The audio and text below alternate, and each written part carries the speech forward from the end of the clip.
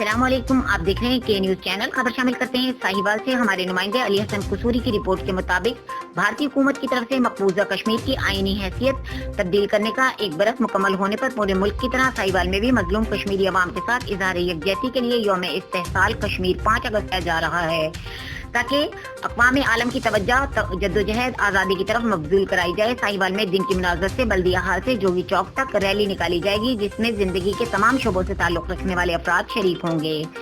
इंतजामात को हतमी शक्ल देने के लिए डिप्टी कमिश्नर ज़ीशान जावेद की सदारत में एक इजलास मुनक़्क़द हुआ, जिसमें फैसला किया गया कि रैली में सियासी कारकुन, सिविल सोसाइटी, ताजिर बिरादरी, वुकला और सहाफ़ी बिरादरी भरपूर शिरकत करेंगे। इजहार यकजहती के लिए अपने बाजुओं पर काली पट्टियां बांधेंगे और 1 मिनट की खामोशी अख्तियार की गई। रैली से commissioner Sahiwal division Mohammad Ahsan Waheed, deputy commissioner Zeeshan Javed, सियासी रहनुमा और सिविल सोसाइटी के अफराद खिताब भी करेंगे, जिसमें मज़लूम कश्मीरी अवाम के साथ इजहार यकजहती किया जाएगा।